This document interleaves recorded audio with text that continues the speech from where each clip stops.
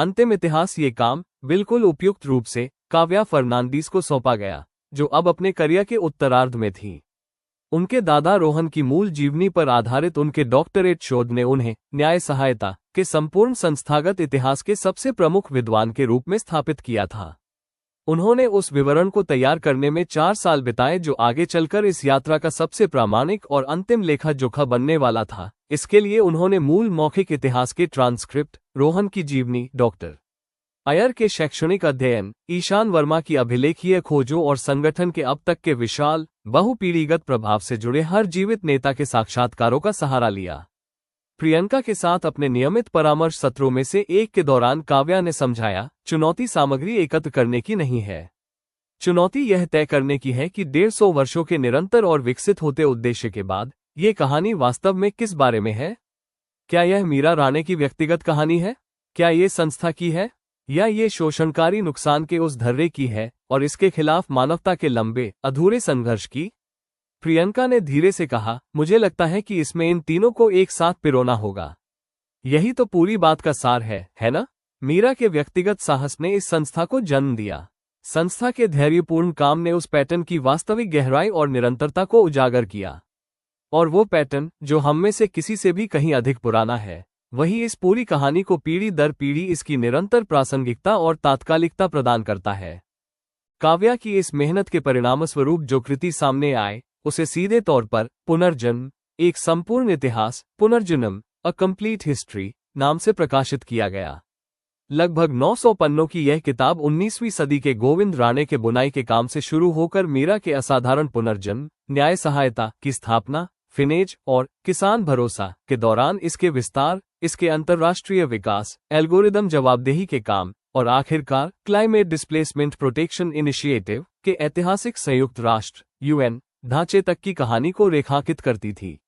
ये 150 वर्षों का एक मुकम्मल और सावधान लेखा जोखा था, जिसे काव्या ने अपने समापन शब्दों में इस तरह व्यक्त किया, प्रत्येक नई पीढ़ी को वही एक आवश्यक सबक सिखाना कि सतह पर आरामदायक दिखने वाली व्यवस्थाएं अक्सर शांत और छिपे हुए नुकसान को छुपाए रखती हैं, और इसे पहचानने के लिए ध्यान से देखने की इच्छा और जो कुछ मिले उस पर कार्रवाई करने के साहस से अधिक किसी और असाधारण चीज की आवश्यकता नहीं होती। इस पुस्तक के प्रकाशन और उससे उत्पन्न भारी जन जागरूकता ने एक अंतिम, अप्रत्याशित परिणाम को जन्म दिया। मीरा के पुनर्जन्म के उस मूल, अनसुलझे रहस्य में शैक्षणिक और जनमानस की रुचि एक बार फिर जाग उठी।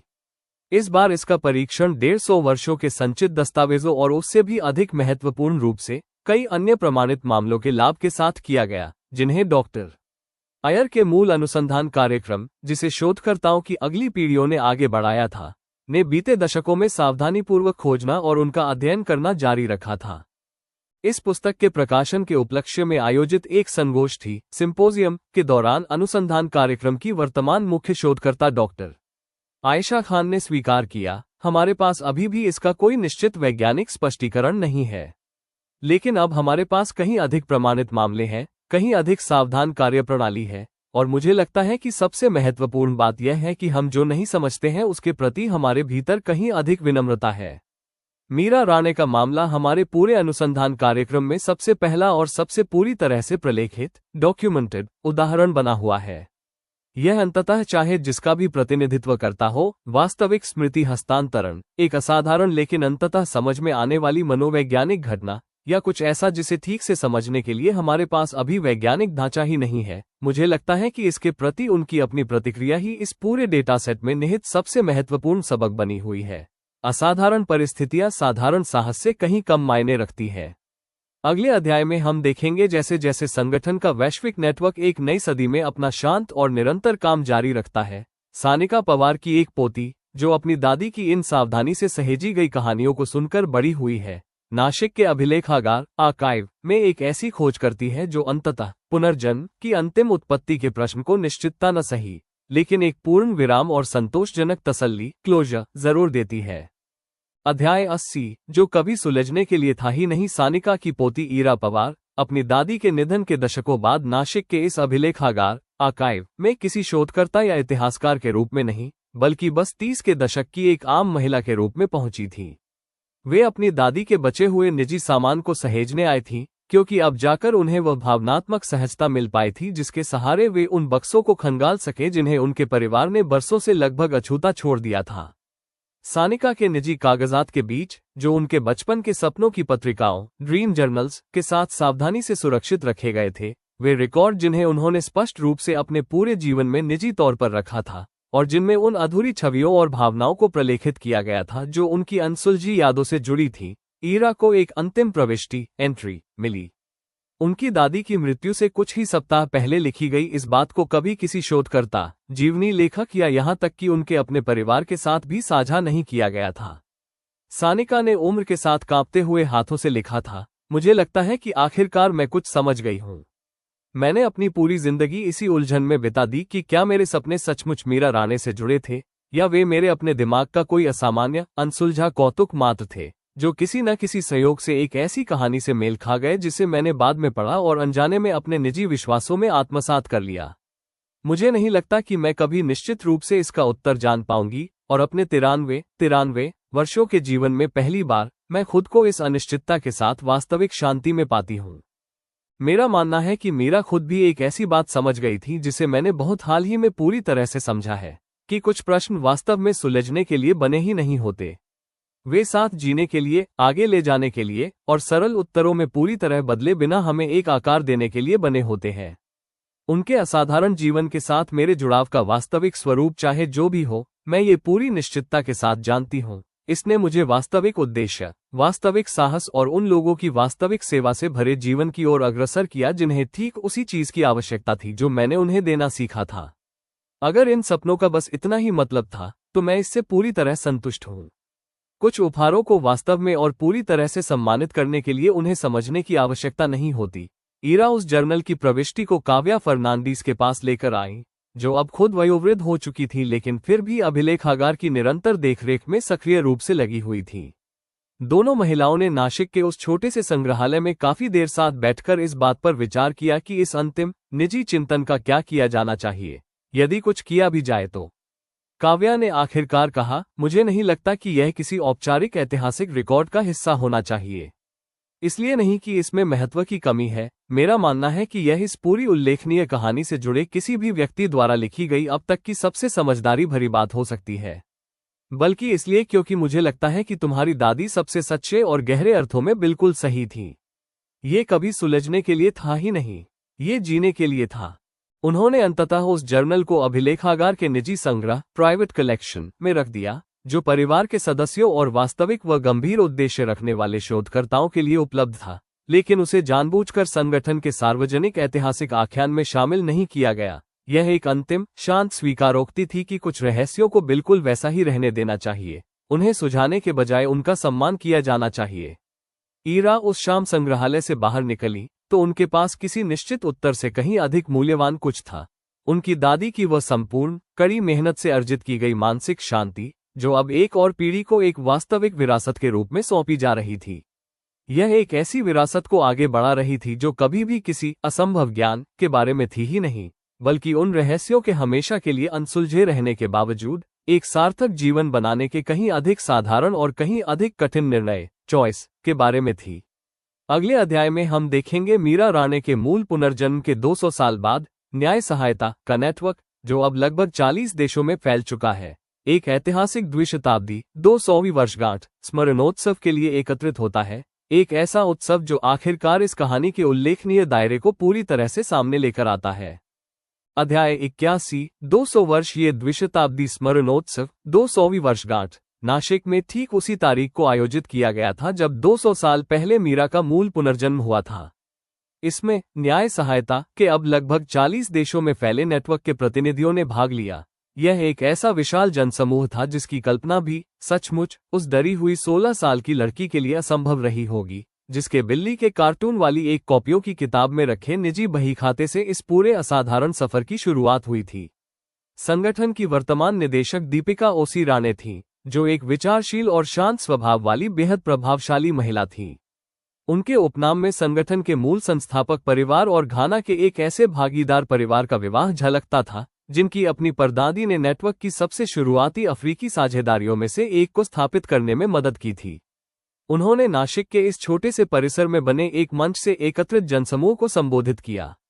वहां की मूल मिल की इमारत को अब एक राष्ट्रीय विरासत स्थल के रूप में सुरक्षित रखा गया था, जिसके करघे लूम्स तो अब शांत थे, लेकिन उन्हें एक स्मारक के रूप में सावधानी से संजोकर रखा गया था ताकि यह याद रहे कि सब कुछ वास्तव में कहां से शुरू हुआ था। आज से 200 साल पहले, उन्होंने कहा, और उनकी आवाज उस भीड़ तक गूंज उठी जो परिसर की मूल सीमाओं से काफी बाहर तक फैली हुई थी, और दूर दराज से वर्चुअली देख रहे वैश्विक दर्शकों के लिए इसका एक साथ 30 से अधिक भाषाओं में अनुवाद किया जा रहा था। एक 16 साल की लड़की पानी के दाग वाली छत के नीचे जागी थी। वो केवल इतना समझ पा रही थी कि उसे किसी न किसी तरह जीवन का एक असंभव दूसरा मौका दिया गया था, और वो इसका उपयोग करने का पूरा इरादा रखती थी। वो उस पहले दिशाहीन और दुख से भरे क्षण में यह नहीं जान सकती थी कि दूसरों द्वारा थोपे गए भविष्य को चुपचाप स्वीकार करने के बजाय लड़ने का उनका निर्णय आगे चलकर 2 सदियों और उससे भी अधिक समय में दर्जनों देशों के लाखों लोगों के जीवन को छुएगा। उन्होंने एकत्रित प्रतिनिधियों की ओर इशारा किया, जिनमें मूल नासिक मुख्यालय के प्रतिनिधि थे। क्लाइमेट डिस्प्लेसमेंट प्रोटेक्शन इनिशिएटिव के अब तक के विशाल वैश्विक प्रभाव को जारी रखने वाली फातिमा रहमान की उत्तराधिकारी थी। वांजेरू कमाओ की मूल नैरोबी साझेदारी के वंशज थे, जो अब नेटवर्क के सबसे बड़े अफ्रीकी ऑपरेशनों में से एक था। मीरा के अभी भी अनसुलझे रहस्य का सावधानीपूर्वक अध्ययन जारी रखने वाले डॉक्टर अयर के अनुसंधान कार्यक्रम के अकादमिक शोधकर्ता थे, और अनगिनत ऐसे लोग थे जिनका जीवन सीधे तौर पर या विरासत में मिले संस्थागत जुड़ाव के माध्यम से पुनर्जन्म के उसी एक असंभव कार्य से जुड़ा हुआ था। दीपिका ने आगे कहा, मैं आज के इस स्मरणोत्सव का समापन इस संगठन द्वारा हासिल की गई सभी उपलब्धियों के सारांश के साथ नहीं करना चाहती, भले ही वो संचित विरासत वास्तव में कितनी भी उल्लेखनीय क्यों न हो। मैं इसका समापन उसी प्रश्न के साथ करना चाहती हूं जो मीरा राणे ने स्पष्ट रूप से अपने पूरे असाधारण जीवन के दौरान अपने सबसे निजी चिंतन में खुद से पूछा था। यदि आपको जीवन का एक असंभव दूसरा मौका दिया जाए, तो आप वास्तव में क्या करेंगे? हम में से अधिकांश लोगों को कभी भी उनकी जैसी असाधारण परिस्थितियों का सामना नहीं करना पड़ेगा। लेकिन आज यहाँ एकत्रित हर एक व्यक्ति, और जहाँ कहीं भी यह प्रसारण पहुंच रहा है वहां से देख रहा हर व्यक्ति, कहीं अधिक साधारण परिस्थितियों में उसी आवश्यक विकल्प चॉइस के किसी न किसी रूप का सामना करता है।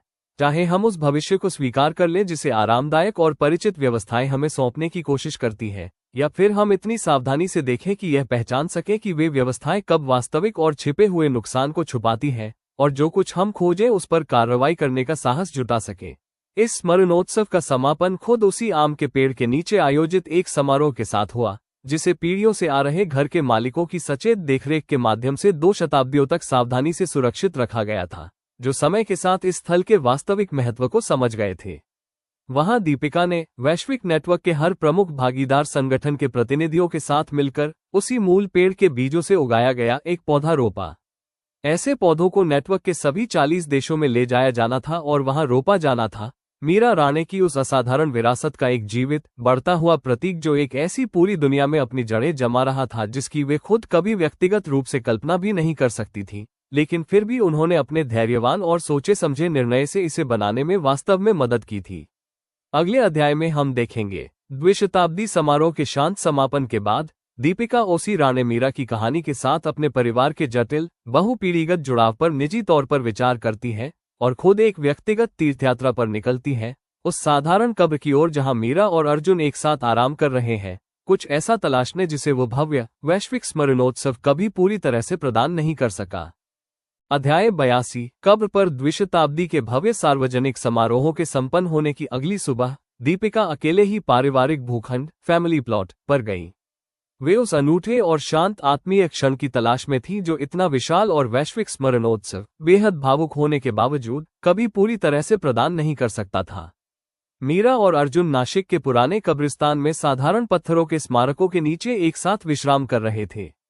उनके पास ही प्रकाश और सुनीता राणे, अमन और कुछ पंक्तियां आगे देशमुख अंकल का अपना पारिवारिक भूखंड था, एक साधारण कब्रिस्तान का एक बेहद साधारण और सामान्य कोना जो बाकी अनगिनत कोनों से केवल इसलिए अलग था क्योंकि यहाँ साल भर उन तीर्थयात्रियों की एक छोटी और सम्मानजनक भीड़ आती रहती थी जो काव्या फर्नांडीज के प्रमाणिक इतिहास और मीरा की इस असाधारण कहानी के अनगिनत अन्य विवरणों से आकर्षित होकर यहाँ पहुंचते थे। दीपिका काफी देर तक कब्र के पास घुटनों के बल बैठी रही। उन्होंने अपनी खुद की उस जटिल विरासत के अनूठे भार को महसूस किया जो अपनी मां की वंश परंपरा के माध्यम से अमन के अपने बच्चों से जुड़ी थी, जिसमें राणे परिवार का खून तो था, लेकिन मीरा की अपनी कोई प्रत्यक्ष आनुवंशिक जेनेटिक विरासत नहीं थी। यह एक ऐसा पारिवारिक जुड़ाव था जो केवल जीव विज्ञान बायोलॉजी के बजाय विवाह, संस्थागत सेवा और मूल्यों के सोच समझकर चुने गए उत्तराधिकार के माध्यम से बना था।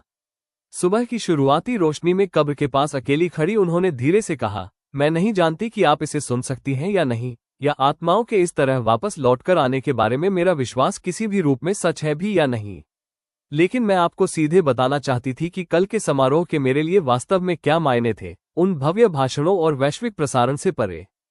उन्होंने इस मुकाम तक पहुंचने के अपने खुद के कठिन रास्ते के बारे में सोचा। एक्रा में बीता एक चुनौतीपूर्ण बचपन, दो नौकरियां करके संघर्ष करती एक अकेली मां के रूप में उनकी अपनी मां का जीवन, वो छात्रवृत्ति स्कॉलरशिप जिसके कारण विश्वविद्यालय के एक आकस्मिक कोर्स के माध्यम से उनका परिचय आखिरकार न्याय सहायता की मूल कार्यप्रणाली से हुआ था, और संगठन के पदों पर उनकी वह लंबी और कठिन चढ़ाई जिसने अंततः उन्हें इस बेहद बड़ी और विनम्र कर देने वाली जिम्मेदारी तक पहुंचाया था। उन्होंने बात जारी रखते हुए कहा, मैं अक्सर आपके बारे में सोचती हूँ, विशेष रूप से उन कठिन क्षणों में जब इस पूरे संगठन का भार किसी भी एक व्यक्ति के लिए ठीक से संभालने के लिहाज से बहुत बड़ा लगने लगता है।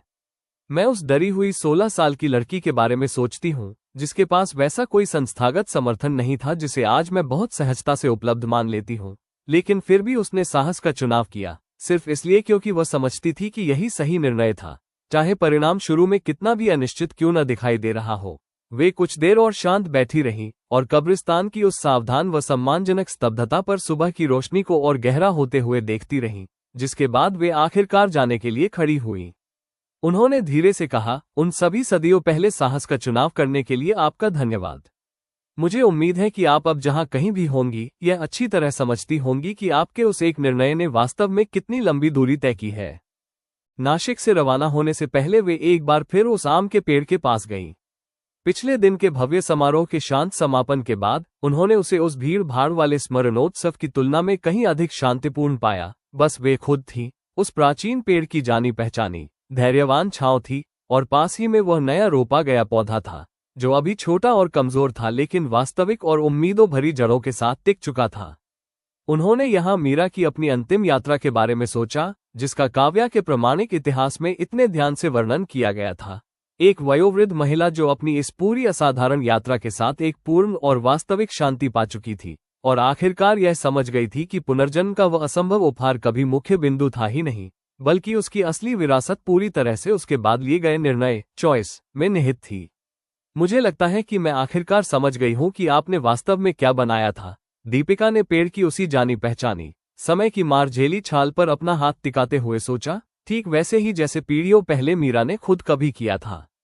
केवल एक संगठन नहीं, चाहे इसकी वैश्विक पहुंच वास्तव में कितनी भी उल्लेखनीय क्यों न हो गई हो, बल्कि कुछ ऐसा जो कहीं अधिक आवश्यक है, एक ऐसा प्रमाण जो 2 सदियों और उससे भी आगे बढ़ रहा है कि न्याय के लिए लड़ने का एक अकेले व्यक्ति का निर्णय, जिसे पूरी निष्ठा से निभाया जाए और हर अगली पीढ़ी के सामने आने वाली नई परिस्थितियों के अनुसार साहसपूर्वक ढाला जाए, वह न केवल उनकी अपनी दुनिया को बल्कि उनके बाद आने वाले हर व्यक्ति को विरासत में मिलने वाली दुनिया को वास्तव में बदल सकता है।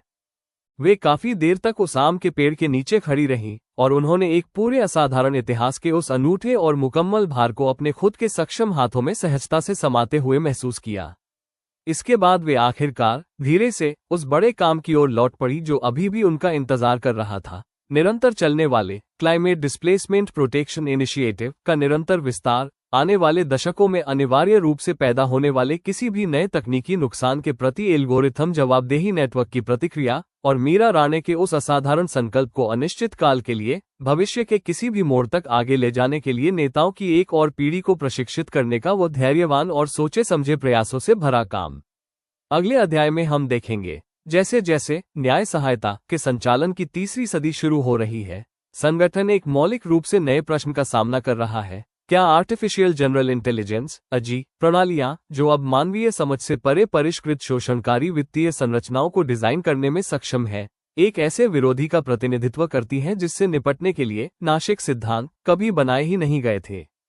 अध्याय 83, एक बेचेहरा विरोधी। यह चुनौती अगले दशक में धीरे धीरे सामने आई जब उन्नत आर्टिफिशियल इंटेलिजेंस प्रणालियों ने स्वायत्त ऑटोनोमसली रूप से ऐसे वित्तीय उत्पादों को डिजाइन करना शुरू कर दिया जिनकी जटिलता का पूरी तरह से विश्लेषण करना, न्याय सहायता के परिष्कृत एल्गोरिदमिक अकाउंटेबिलिटी डिवीजन के लिए भी वास्तव में बेहद कठिन था। ये ऐसी संरचनाएं थीं जो एक साथ लाखों चरों वेरिएबल्स पर सर्वश्रेष्ठ प्रदर्शन के लिए अनुकूलित ऑप्टिमाइज थी और इंसानी निगरानी संस्थाओं द्वारा उन्हें प्रमाणित कर बंद करने की गति से कहीं तेजी से विनियामक खामियों रेगुलेटरी गैप्स को पहचानने और उनका फायदा उठाने में सक्षम थी। मीनल द्वारा पीढ़ियों पहले मूल रूप से स्थापित किए गए प्रभाग का अब नेतृत्व कर रहे डॉक्टर रविचंद्रन ने दीपिका और संगठन के वरिष्ठ नेतृत्व के सामने अपनी चिंताएं प्रस्तुत करते हुए समझाया, यह उस सबसे बिल्कुल अलग है जिसका हमने पहले कभी सामना किया है। नीलेश ओबरॉय ने व्यक्तिगत लाभ के लिए जानबूझकर लोगों को नुकसान पहुंचाने का विकल्प चुना था। यहां तक कि दशकों पहले हमने जिस एल्गोरिथम भेदभाव की पहचान की थी वह भी ट्रेनिंग डेटा में दर्ज मानवीय निर्णयों से जुड़ा था। लेकिन ये नई प्रणालियां बिना किसी इंसान द्वारा नुकसान की विशिष्ट कार्यप्रणाली को जानबूझकर चुने बिना ही शोषणकारी संरचनाएं डिजाइन कर रही है। एआई को जो भी सीमाएं दी गई है वो केवल उनके भीतर अपनी लाभप्रदता प्रॉफिटेबिलिटी को अधिकतम करने के लिए खुद को अनुकूलित कर रहा है और उन शोषणकारी पैटर्नों को खोज रहा है जो इंसानी डिजाइनरों का कभी स्पष्ट उद्देश्य नहीं थे, सिर्फ इसलिए क्योंकि वे पैटर्न गणितीय रूप से प्रभावी है। दीपिका ने इस पर ध्यान से विचार किया। उन्होंने डॉक्टर चंद्रन के विवरण में चुनौती की एक बिल्कुल नई श्रेणी को पहचान लिया, जिसने संगठन के पूरे उल्लेखनीय इतिहास के मूल में मौजूद बुनियादी दार्शनिक ढांचे की परीक्षा ली। उन्होंने धीरे से कहा, अगर कोई इंसान जानबूझकर नुकसान पहुंचाने का विकल्प नहीं चुन रहा है तो नाशिक सिद्धांत यहां लागू ही कैसे होते हैं? मीरा की पूरी कार्यप्रणाली एक मानवीय विरोधी को मानकर चलती थी, चाहे वो कितना भी परिष्कृत क्यों न हो। कोई ऐसा व्यक्ति जिसके निर्णयों को प्रलेखित किया जा सके, बेनकाब किया जा सके और अंततः उसे जवाबदेह ठहराया जा सके। डॉक्टर चंद्रन ने कहा, मुझे लगता है कि यही वो सटीक प्रश्न है जिसका उत्तर हमें खोजना है, और मुझे नहीं लगता कि इसका उत्तर यह है कि ये सिद्धांत अब लागू नहीं होते। मेरा मानना है कि हमें सिस्टम में एक अलग बिंदु पर जवाबदेही की पहचान करने की आवश्यकता है। हो सकता है कि एआई खुद नीलेश ओबरॉय की तरह नुकसान पहुंचाने का विकल्प न चुन रहा हो, लेकिन किसी ने तो उस सिस्टम को बिना पर्याप्त सुरक्षा उपायों के उस मुनाफे की चाह में तैनात करने का निर्णय लिया जो अंततः कमजोर परिवारों की कीमत पर आया। शोषणकारी विकल्प गायब नहीं हुआ है, ये बस व्यवस्था में और ऊपर अपस्ट्रीम चला गया है, यानी उन निर्णयों में कि इन प्रणालियों को पहली बार में कैसे बनाया जाता है, प्रशिक्षित किया जाता है और तैनात किया जाता है। इस अभूतपूर्व चुनौती के लिए दीपिका की टीम द्वारा विशेष रूप से भर्ती किए गए एआई सुरक्षा शोधकर्ताओं और नीतिशास्त्रियों एथिसिस्ट्स के साथ सावधानीपूर्वक सहयोग के माध्यम से अगले कई वर्षों में विकसित की गई संगठन की प्रतिक्रिया ने अंततः उसे जन्म दिया जिसे अपस्ट्रीम अकाउंटेबिलिटी फ्रेमवर्क के रूप में जाना गया। यह एल्गोरिथम से होने वाले नुकसान को सिस्टम डिजाइन, ट्रेनिंग के उद्देश्यों और तैनाती की निगरानी से जुड़े उन विशिष्ट मानवीय निर्णयों तक वापस खोजने की एक कार्यप्रणाली थी जिन्होंने उस नुकसान को संभव बनाया था, भले ही किसी एक व्यक्ति ने स्पष्ट रूप से उस विशिष्ट शोषणकारी परिणाम का इरादा न रखा हो। डॉक्टर चंद्रन ने इस ढांचे के पहले बड़े अनुप्रयोग को प्रस्तुत करते हुए समझाया, यह एक मामला था जिसमें एआई द्वारा डिजाइन किए गए एक बीमा उत्पाद ने स्वायत्त रूप से एक गणितीय रूप से अनुकूलित लेकिन बेहद शोषणकारी मूल्य निर्धारण संरचना प्राइसिंग स्ट्रक्चर की खोज की थी, जो बुजुर्ग और मानसिक रूप से कमजोर ग्राहकों को निशाना बनाती थी। उन्होंने आगे कहा, हम किसी एआई सिस्टम द्वारा लिए जाने वाले हर एक व्यक्तिगत निर्णय का ऑडिट नहीं कर सकते, लेकिन हम यह ऑडिट कर सकते हैं कि जिस इंसान ने उस सिस्टम को तैनात किया, क्या उसने इस तरह के परिणाम के खिलाफ पर्याप्त सुरक्षा उपाय किए थे या नहीं। और जब हम पाते हैं कि उन्होंने ऐसा नहीं किया, तो सुरक्षा उपायों की वो अनुपस्थिति ही जवाबदेही का कारण बनती है, चाहे किसी इंसान ने विशेष रूप से उससे होने वाले नुकसान का इरादा रखा हो या नहीं। अगले दशक में कई महत्वपूर्ण मामलों में साबित हुई इस ढांचे की सफलता ने अंततः उपभोक्ता वित्तीय सेवाओं में तैनात किसी भी एआई सिस्टम के लिए अनिवार्य नुकसान परीक्षण प्रोटोकॉल हार्म टेस्टिंग प्रोटोकॉल्स की आवश्यकता वाले नए विनियामक मानक स्थापित किए। दीपिका ने संगठन के बोर्ड के सामने इस उपलब्धि को प्रस्तुत करते हुए इसे सीधे तौर पर लगभग 2 शताब्दियों पहले मीरा द्वारा व्यक्त की गई बुनियादी बुद्धिमत्ता से जोड़ा। दीपिका ने कहा, उन्होंने हमेशा इस बात पर जोर दिया कि नुकसान की विशिष्ट कार्यप्रणाली उस अंतर्निहित प्रश्न की तुलना में कम मायने रखती है, किसे फायदा हो रहा है और इसका छिपा हुआ नुकसान कौन उठा रहा है। मुझे लगता है कि यह ढांचा साबित करता है कि वो सवाल आज भी स्वायत्त एआई प्रणालियों जैसे नए और जटिल विरोधियों पर भी पूरी तरह से लागू होता है।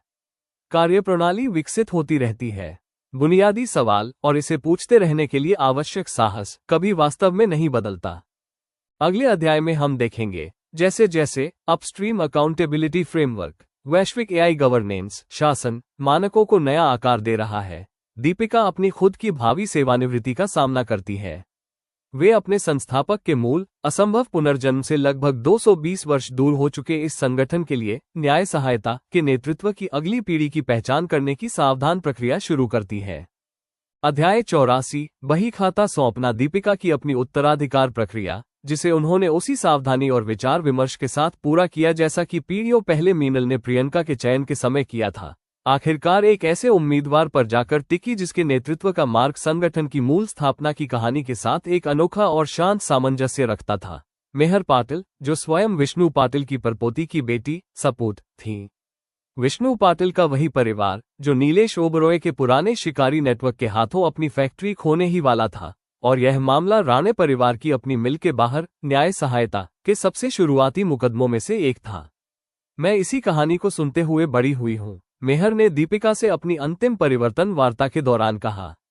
ये बातचीत एक बार फिर उसी आम के पेड़ के नीचे हो रही थी जो 2 सदियों के सफर में संगठन का वास्तविक आध्यात्मिक घर बन चुका था। मेरे परदादा सब कुछ खोने के कगार पर थे, और 16 साल की एक लड़की, जिससे वे पहले कभी नहीं मिले थे, अपने पिता और एक वकील के साथ उनकी फैक्ट्री में पहुंची और उसने मेरे परिवार के भविष्य की पूरी दिशा ही बदल दी। मैंने अपना पूरा करियर उस उपहार के योग्य बनने की कोशिश में बिताया है, जिस भी छोटे तरीके से मैं ये कर सकी। दीपिका ने अपनी उत्तराधिकारी का ध्यानपूर्वक अध्ययन किया।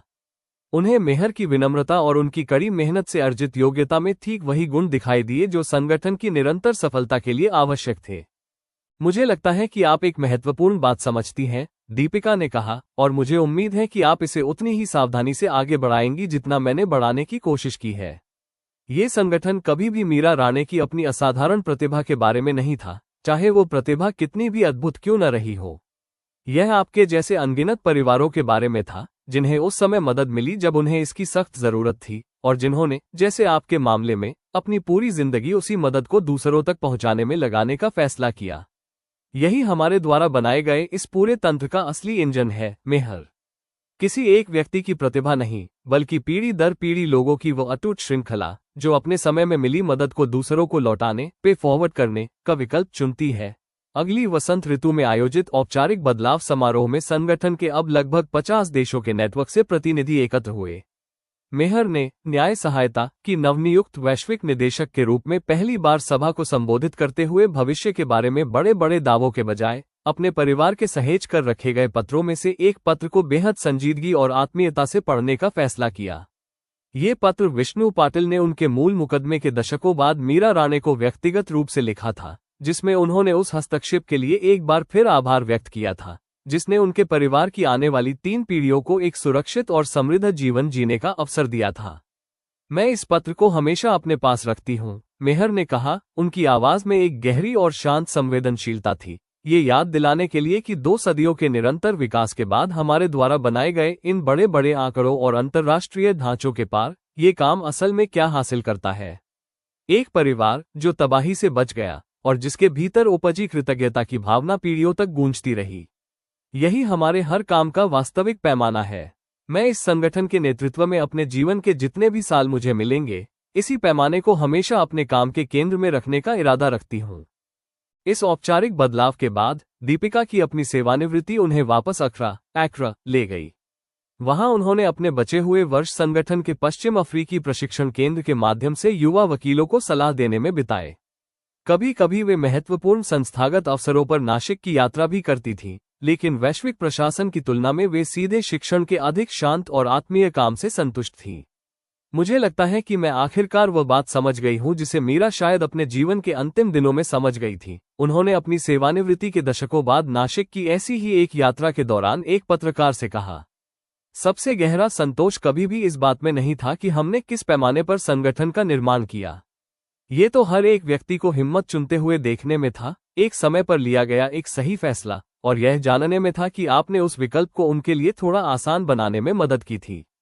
अगले अध्याय में हम देखेंगे, मेहर पाटिल के नेतृत्व में न्याय सहायता अपने अब तक के सबसे चुनौतीपूर्ण वैचारिक मामले का सामना कर रही है, मूल भोसले परिवार के एक अमीर और पश्चाताप से भरे वंशज की ओर से आया एक अनुरोध, जो न केवल अपने पूर्वजों के किए की भरपाई करना चाहता है, बल्कि औपचारिक रूप से संगठन के उस संघर्ष में शामिल होना चाहता है जो ठीक उसी धर्रे के खिलाफ है जिसे कभी उसके अपने पूर्वजों ने बढ़ावा दिया था।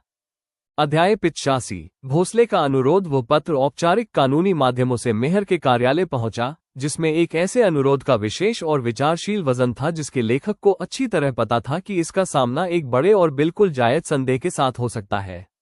पत्र भेजने वाले व्यक्ति का नाम अरुण भोसले था, जो भ्रष्ट विधायक विठल भोसले के परपोते थे। विठल भोसले के काले कारनामों का पर्दाफाश करना कभी संगठन की सबसे महत्वपूर्ण और शुरुआती जीतों में से एक रहा था। अरुण ने एक औपचारिक बैठक की मांग की थी, जिसके उद्देश्य को उन्होंने केवल एक अत्यंत व्यक्तिगत और पारिवारिक महत्व का मामला बताया था। मेहर ने इस अनुरोध पर गहराई से विचार किया। इस बैठक के लिए सहमत होने से पहले उन्होंने संगठन के संपूर्ण ऐतिहासिक अभिलेखागार आर्काइव का अध्ययन किया। वे इस बात की वास्तविक जटिलता को समझती थी कि ऐसा सामना किस चीज का प्रतिनिधित्व कर सकता है। यह महज एक व्यक्तिगत बातचीत नहीं थी, बल्कि संगठन के सबसे प्रभावशाली ऐतिहासिक विरोधियों में से एक के वंशज के साथ सीधा संवाद था। अरुण भोसले जब नासिक मुख्यालय पहुंचे तो वे अपने औपचारिक और नपे तुले पत्राचार की तुलना में कहीं अधिक घबराए हुए दिख रहे थे। 50 की उम्र के आसपास के एक दुबले पतले व्यक्ति, जिनकी स्पष्ट रूप से दिखने वाली संपत्ति में वो अभ्यस्त आत्मविश्वास कहीं नहीं था, जिसकी उम्मीद मेहर शायद उनके परिवार के बड़े ऐतिहासिक प्रभाव को देखते हुए कर रही थी। मैं यहां आने का कारण बिल्कुल साफ तौर पर बताना चाहता हूं। मेहर के कार्यालय में बैठने के बाद उन्होंने कहना शुरू किया। कार्यालय की दीवारें संगठन के पूरे असाधारण इतिहास को बयां करती तस्वीरों से सजी थीं। मेरे परिवार की संपत्ति, जो आज भी काफी बड़ी है, सीधे तौर पर उन तरीकों से जुड़ी है जो मेरे परदादा और उनके चाचा रमेश ने देशपांडे जैसे परिवारों के खिलाफ इस्तेमाल किए थे। वही किसान, जिनकी रक्षा आखिरकार आपके संगठन की किसान भरोसा जांच ने की थी। मैंने पिछले कुछ साल अपने परिवार के पूरे वित्तीय इतिहास का बारीकी से अध्ययन करने में बिताए हैं, और मैं एक कठिन लेकिन मेरे विचार से बेहद जरूरी नतीजे पर पहुंचा हूं। वह क्या नतीजा है? मेहर ने सावधानी से पूछा। यही कि मुझे विरासत में जो कुछ भी मिला है, उसका एक बड़ा हिस्सा कानूनी या नैतिक रूप से कभी मेरे परिवार का था ही नहीं, अरुण ने कहा। मैंने अपने वकीलों से ऐतिहासिक रिकॉर्ड के आधार पर जितनी सावधानी से संभव हो सके उस अनुमानित मूल्य का पता लगवाया है जो मेरे परदादा और उनके चाचा ने अपनी शिकारी योजनाओं के जरिए वसूला था, और इतने लंबे समय के बीतने के हिसाब से उसमें सुधार भी किया है। मैं आपके संगठन के माध्यम से संचालित एक पुनर्प्राप्ति और क्षतिपूर्ति कोष रेस्टिट्यूशन फंड की स्थापना करना चाहता हूं। ये फंड विशेष रूप से उन जिलों के परिवारों की मदद करेगा जिन्हें मेरे पूर्वजों ने नुकसान पहुंचाया था। इसे महज एक दान के रूप में नहीं, बल्कि उस कर्ज की एक सच्ची और सचेत स्वीकारोक्ति के रूप में देखा जाए, जिसे मेरा परिवार बहुत लंबे समय से बिना चुकाए धो रहा है। मेहर इस प्रस्ताव को सुनती रहीं और उन्होंने उस प्रस्ताव के जटिल और गंभीर नैतिक वजन को महसूस किया। यह एक बहुत बड़ी प्रतिबद्धता है, उन्होंने आखिरकार कहा।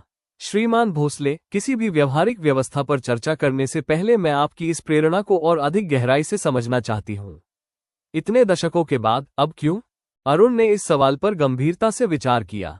मेहर ने उन्हें एक ऐसे फैसले को शब्दों में पिरोने के कठिन प्रयास को साफ तौर पर महसूस करते हुए देखा, जिसने निश्चित रूप से उनसे एक बड़ा व्यक्तिगत आत्ममंथन मांगा था। मैंने 2 साल पहले काव्या फर्नांडीज द्वारा लिखा गया पूरा इतिहास पढ़ा था, उन्होंने स्वीकार किया। मैं मानता हूं कि मुझे हमेशा से सामान्य तौर पर यह तो पता था कि मेरे परिवार की संपत्ति का इतिहास जटिल रहा है, लेकिन मेरे पूर्वजों ने वास्तविक नामों और वास्तविक पीड़ा वाले असली परिवारों के साथ वास्तव में क्या क्या किया, उसके उस पूरे और विस्तृत दस्तावेज को पढ़ने के बाद मुझे लगा कि मैं उस नुकसान से आंखें मूंदकर इस तरह फायदा उठाना जारी नहीं रख सकता। मेरे अपने बच्चे अब बड़े हो गए हैं, वे अपनी स्वतंत्र जिंदगी और करियर बना रहे हैं। मैं यह अनसुलझी बोझिल विरासत उन्हें आगे नहीं सौंपना चाहता, जैसे यह मुझे सौंपी गई थी। मेहर ने अपने आकलन में एक वास्तविक बदलाव महसूस किया। उन्होंने अरुण की इस कठिन और विचारपूर्ण ईमानदारी में ठीक उसी तरह के बदलाव की गूंज देखी जिसे संगठन के पूरे इतिहास ने वास्तव में संभव होते हुए दर्ज किया था। निखिल ओबरॉय की अपनी कठिन यात्रा, प्रोफेसर वर्मा का देर से हुआ आत्मबोध, और अब काफी समय बाद यह अप्रत्याशित वंशज जो एक आरामदायक विरासत के बजाय अपनी जवाबदेही को चुन रहा था।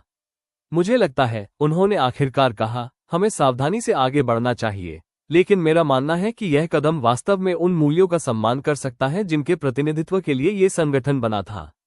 आपके परिवार की संपत्ति को महज एक अज्ञात दान के रूप में स्वीकार करने के बजाय हमें कुछ पारदर्शी और सार्थक बनाना चाहिए, शायद एक औपचारिक क्षतिपूर्ति कार्यक्रम जिसका सार्वजनिक रूप से दस्तावेजीकरण किया जाए, जो इसी तरह की जटिल ऐतिहासिक विरासतों का सामना करने वाले अन्य परिवारों के लिए एक मिसाल बन सके। अगले वर्ष औपचारिक रूप से स्थापित भोसले रेस्टिट्यूशन इनिशिएटिव, भोसले क्षतिपूर्ति पहल, ने आखिरकार मूल किसान भरोसा जांच में दर्ज विशिष्ट परिवारों के वंशजों को सीधे वित्तीय सहायता प्रदान की। इसके साथ ही उन जिलों में व्यापक कृषि वित्त सुरक्षा कार्यक्रम भी शुरू किए गए जिन्हें कभी रमेश और विठल भोसले ने निशाना बनाया था।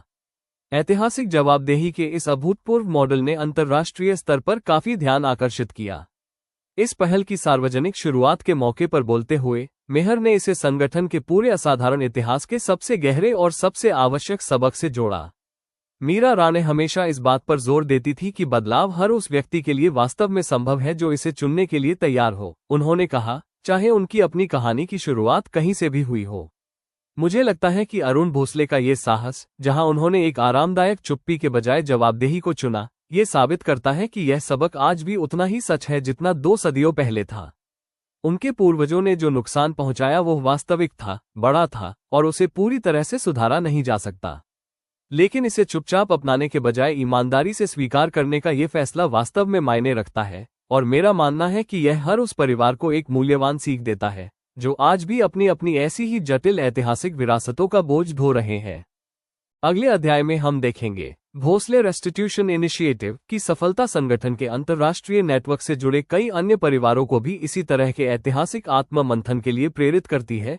यह एक बढ़ता हुआ आंदोलन है जिसका मेहर को बड़ी सावधानी से मार्गदर्शन करना होगा ताकि यह सुनिश्चित किया जा सके कि ये दिखावटी हरकतों के बजाय एक वास्तविक जवाबदेही बने, न कि केवल सार्वजनिक छवि सुधारने का एक जरिया। अध्याय 86 वास्तविक जवाबदेही की परख। भोसले पहल को मिली व्यापक सार्वजनिक प्रतिक्रिया के बाद अगले 2 वर्षों में अनुरोधों का आना लगातार जारी रहा। संगठन के अंतर्राष्ट्रीय नेटवर्क से जुड़े अमीर परिवार और कॉर्पोरेट घराने लगातार संपर्क कर रहे थे। इनमें से कुछ अरुण भोसले के उदाहरण से वास्तव में प्रभावित थे, लेकिन मेहर बढ़ती सतर्कता के साथ समझ रही थी कि कई अन्य लोगों का मुख्य उद्देश्य केवल उस प्रतिष्ठा का लाभ उठाना था जो जवाबदेही के ऐसे सार्वजनिक दिखावों से मिल सकती थी। हमें स्पष्ट मानदंडों की आवश्यकता है, उन्होंने अपनी वरिष्ठ नेतृत्व टीम से कहा, जो एक ही महीने के भीतर आए तीसरे स्पष्ट रूप से दिखावटी अनुरोध के बाद एक आपातकालीन रणनीति सत्र के लिए एकत्र हुई थी।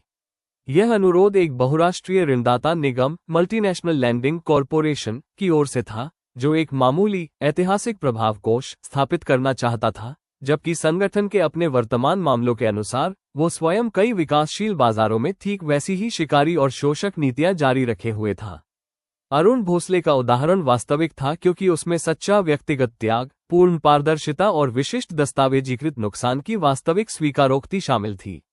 हम इस मॉडल को उन संगठनों के लिए एक सुविधाजनक छवि सुधारक जरिया नहीं बनने दे सकते जो बिना किसी वास्तविक बदलाव के केवल अच्छी पब्लिसिटी चाहते हैं। डॉक्टर चंद्रन, जो अपने प्रतिष्ठित कार्यकाल के दशकों बाद भी एल्गोरिदमिक अकाउंटेबिलिटी डिवीजन का नेतृत्व कर रहे थे, ने इस अंतर को समझने के लिए एक बारीक रूपरेखा प्रस्तुत की।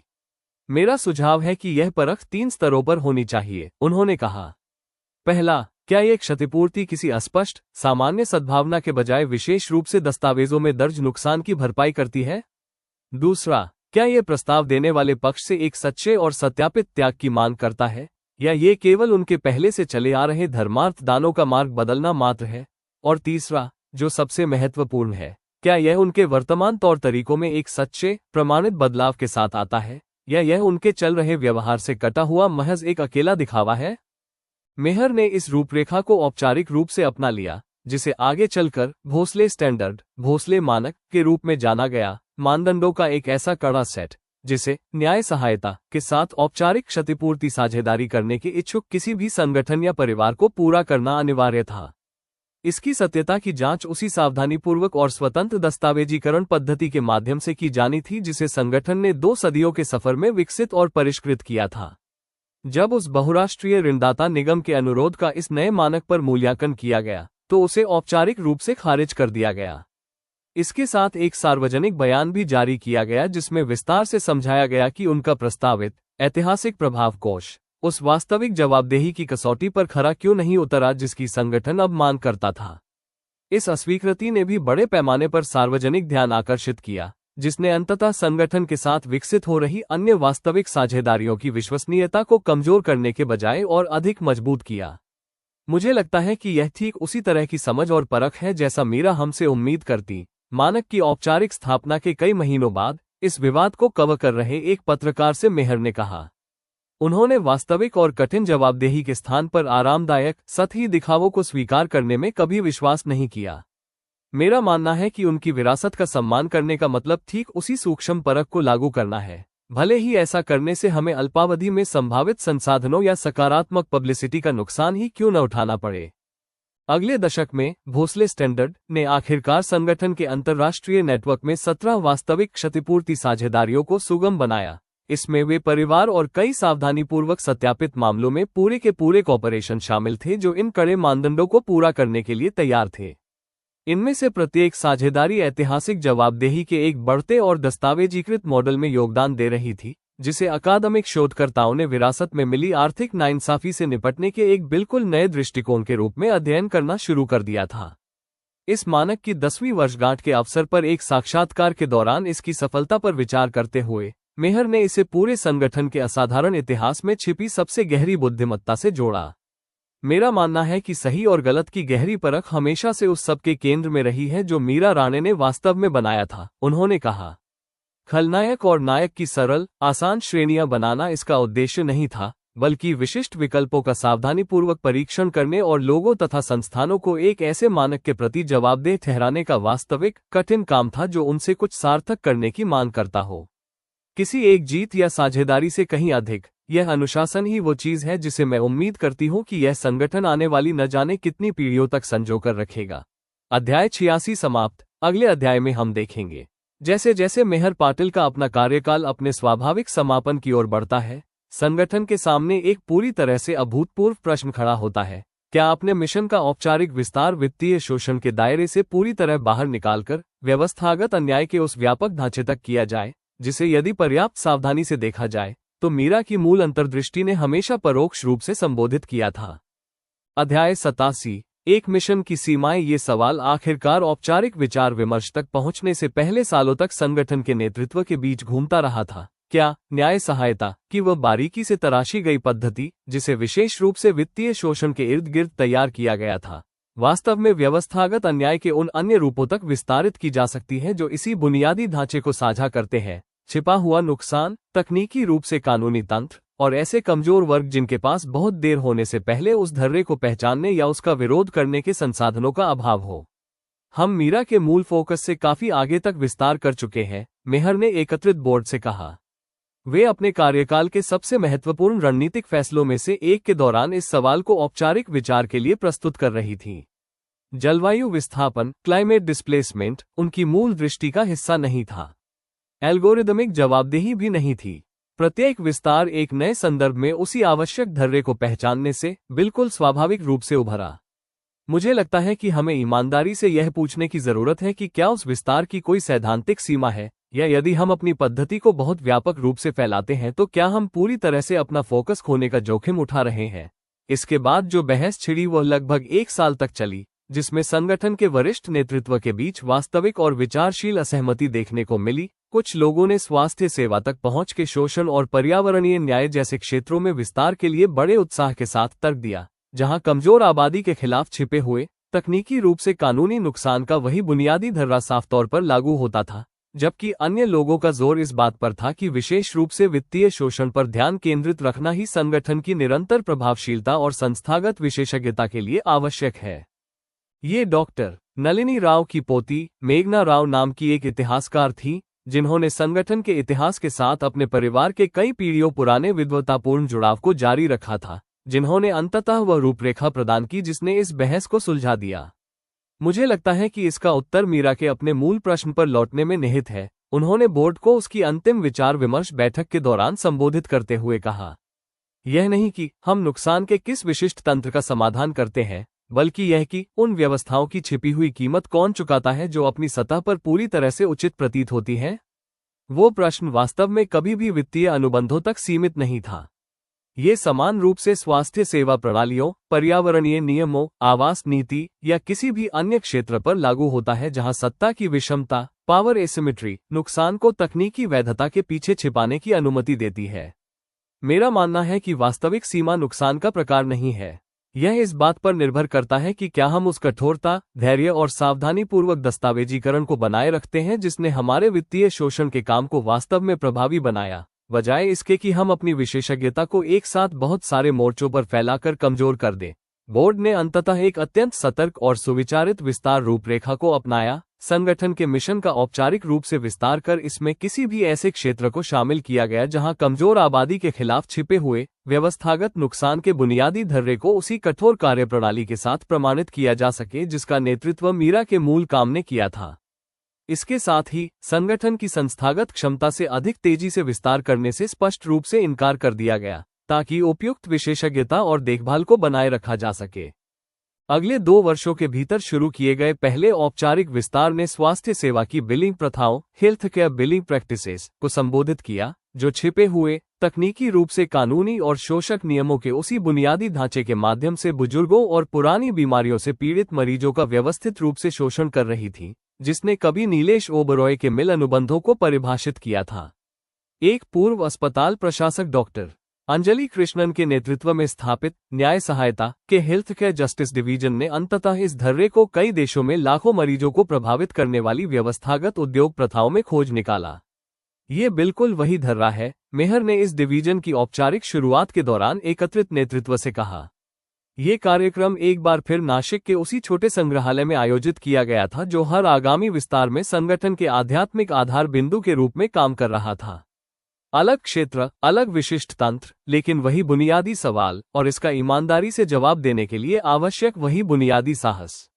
मेरा मानना है कि मीरा राणे इस काम को तुरंत पहचान लेती, भले ही उन्होंने अपने पिता के मिल अनुबंधों की पहली बार समीक्षा करने के 2 सदियों बाद अपनी मूल पद्धति के स्वास्थ्य सेवा बिलिंग प्रथाओं तक विस्तारित होने की कल्पना कभी न की हो। अध्याय 87 समाप्त। अगले अध्याय में हम देखेंगे हेल्थ केयर जस्टिस डिवीजन की शुरुआती जांच में नुकसान का एक ऐसा धर्रा सामने आता है जो संगठन के इतिहास के किसी भी पिछले मामले की तुलना में कहीं अधिक व्यक्तिगत है। ये सीधे मेहर पाटिल की अपनी वृद्ध मां को प्रभावित करने वाले चिकित्सा उपचार के निर्णयों तक पहुंच जाता है, जिससे ये परीक्षा होती है कि क्या संगठन का नेतृत्व पेशेवर निष्पक्षता, ऑब्जेक्टिविटी बनाए रख सकता है जब नुकसान आखिरकार उनके अपने परिवार तक पहुंच जाता है। तो दोस्तों, अगर आपको ये कहानी अच्छी लगी हो और आप मीरा के इस संघर्ष और उसके पुनर्जन्म के रहस्य के साथ हमारे इस सफर में आगे भी बने रहना चाहते हैं, तो चैनल को सब्सक्राइब जरूर करें और बेल आइकन दबाना न भूलें। वीडियो को एक प्यारा सा लाइक जरूर दें और कमेंट करके मुझे बताइए, क्या आपको लगता है कि मीरा अपने इस दूसरे जीवन में नीलेश ओबरॉय के हर एक साजिश को नाकाम कर पाएगी? आपके कमेंट्स मुझे बहुत हौसला देते हैं और मैं हर एक कमेंट पढ़ने की कोशिश करती हूँ। अगली कड़ी में क्या होगा, जानने के लिए बने रहिए आर के स्टोरी ऑफ ड्रीम के साथ। तब तक के लिए अपना ख्याल रखें।